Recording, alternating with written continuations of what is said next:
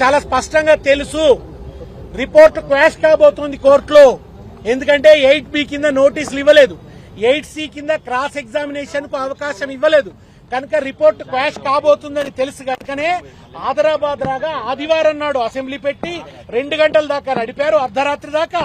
ఇదంతా కూడా బడేభాయ్ గారి సమర్పణలో నరేంద్ర మోడీ గారు సమర్పించు, విశ్వగురువు సమర్పించు, రేవంత్ రెడ్డి గారి గురువైనటువంటి చంద్రబాబు గారి దర్శకత్వంలో రేవంత్ రెడ్డి గారు పాత్రధారిగా నడిపిస్తున్నటువంటి రసవత్తర రాజకీయ నాటకం. ఆ నాటకంలో భాగమే నిన్న నడిచినటువంటి అసెంబ్లీ. చివరికి దాన్ని సిబిఐకి అప్పజెప్పాలనేటువంటి నిర్ణయము.